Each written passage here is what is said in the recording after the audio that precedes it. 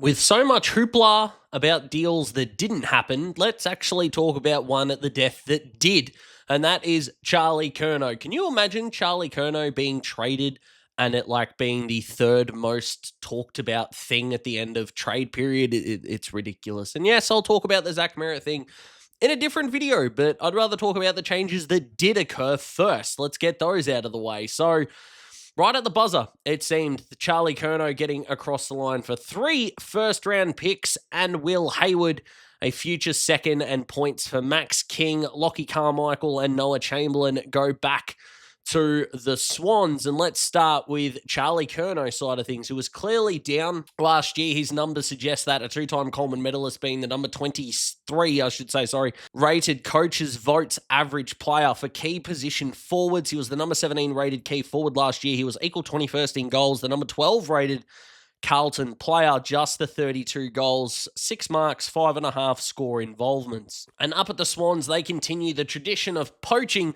some of the better key forwards in the league, from Tony Lockett, Barry Hall, Buddy Franklin, and now Charlie Curnow. Considering what those players had delivered before getting to the club, Hall aside, that's pretty good going by the Swans, let's be honest, and they didn't need a cost of living allowance this time to get it done and dusted. Only slightly tongue-in-cheek there. But this is a massive win for the Swans, in my opinion. Now, those 3 firsts, the Swans are going to think and hope and project that those picks become similar to what Geelong gave up in the Jeremy Cameron deal, given that those 3 picks were in the teens. If they are going to make a jump up the ladder with a hopefully healthy and firing Charlie Curnow and a healthy and firing Errol Goulden, the Swans are hopefully going to be back in business. Now, they still have a couple of list holes. They don't really have really good small forwards outside of Tom Papley, and what is their defense going to look like next year, I am not sure. But overall, the offense and optimistic side of the Swans is out in full force tonight, as it should be. And whilst I'll go over all of the ins and the outs in a further summary video, the picks aren't that big of a deal, and Carlton are getting back again those picks, which they're going to hope project into something really great. I assume that they are going to want pick 11 to go somewhere else in order to get more points up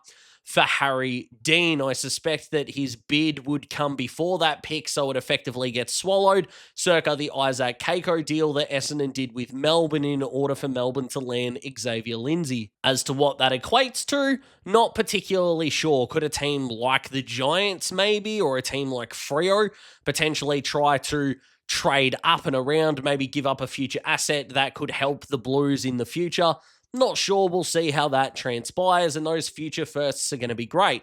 Might be able to help land a bid for Cody Walker in a future draft, and we'll see what they'll be able to do with those. The bit of the deal that is concerning to me for the Blues, though, is Will Hayward, because outside of Kane Corns being his number 1 fan, how good is Will Hayward? Now, he has won a Sydney Goal Kicking Award before, so that is absolutely all well and good, but I thought I would take a look at the macro that Will Hayward has brought to the fore, because in his 130-odd games since 2021, 33% of the time he's gone goalless, 32% of the time he's only kicked 1 goal, and 35% of the time he's kicked multiple goals.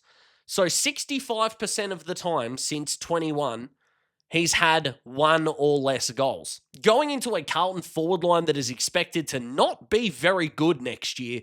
Again, I don't think anyone is thinking Carlton are going to be a top 8 side next year, and Michael Voss right now looks like a dead man walking, unfortunately. All eyes are going to be on what the heck the Blues can do. Now, in terms of your third forward, Will Hayward is a really good option to have. He can bob up, that's fine.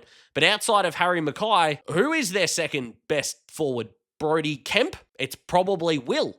How confident are you going to be that Will being your second best forward is going to get you into finals contendership in the next couple of seasons?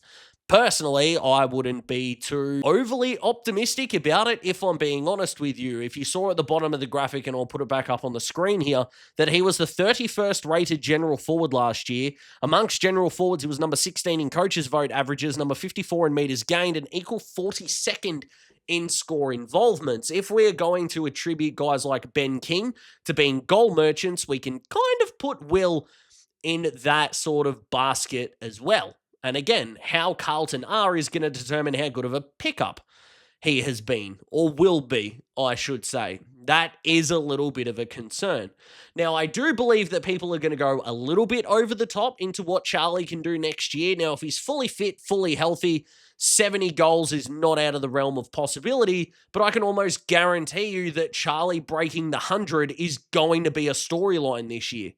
Given that Sydney only gave up Jack Buller from their key forward stocks, Hayden McLean, Joel Amati, and Logan McDonald lining up to be next to him is going to be, well, weird. In 2012, Sydney's leading goal kicker in that premiership year was Lewis Jetta, and Mitch Morton had one of the better final series, well, that you could ask for from a bit role player. When in 2014 and 16, well, Bud and Tippett in 14, and Sydney's offense looked pretty slow in that 16 final series. Up at the SCG, it should be Charlie and Smalls. Are they going to let him roam that front 60? So who's next? In theory, Amati makes sense given his pace off the line and being able to draw out another defender. But can the Swans really go with 3? What does that mean for McDonald? Is he or Hayden McLean or both going to be on the trade market next year? What does that level of experimentation look like from the Swans? Now, don't get me wrong, that doesn't mean that this was a bad decision to make. In fact, it's a very good one. And I also suspect that even though he is going to be contracted, Sydney might be able to extract extra value if a Logan McDonald went on the trade market. FYI, hey, North Melbourne, you didn't get him in his draft year. Go and get him next year to go next to Nick Larkey. Just a little bit of a tidbit heads up from me to you. However, Sydney put themselves into a level of contendership next year with this Charlie acquisition. Now, am I willing to put them ahead of a Brisbane and Gold Coast at this point? No. But am I fully prepared to put them in a tier 2? Yeah, I'm pretty sure that I would be. And given that they were going to get Max King in this draft anyway, not the St Kilda one, their academy kid, they're probably just missing out on a top prospect. King's probably not going to get a bid until somewhere in the 18 to 30 mark. So that pick 11 that they sent effectively becomes the free acquisition to Charlie, if that makes sense. But overall, I can see this being a really good deal for the Swans. Overall, I can see this being a beneficial deal for the Blues. But forgive my pessimism if Will Hayward doesn't exactly move the needle in a significant way. Hope to be proven wrong, and if he can put together a 40-goal season, hey, I'll say I was wrong, that's absolutely fine. But he's not going to get the silver service delivery he got from the Sydney midfield at Icon Park, so it's still a wait and see for me. But if the Blues can make good on those 3 first-round picks somehow, they can still get a really big net positive out of this. Is Michael Voss likely to be the coach of Carlton in 27? Let's be honest, probably not. Could they try and entice, maybe, Adam Simpson to Carlton in 27? Maybe. We'll see how that goes. But Charlie and Sydney is box office. Add in Heaney, Warner, Goulden, Papley. Yeah, you're sitting down to watch the Swans next year in a meaningful way. So what do you guys think? Comment below. Let me know. Now, I have got my Clayton Oliver, Christian Petrarca, and Jamara Ugle-Hagan videos all set to release tomorrow. I will also be doing a summary video, and I am debating whether to do a Zach Merritt reaction video as a Hawthorn fan, but maybe I can also put that in the summary video. I'll see how that goes. The only way you're going to be able to keep track of everything, though, it does Talks Footy, is if you click that subscribe button and you also click the like button to help more people see it. I would appreciate it. Drop your thoughts in the comments. Be kind to one another.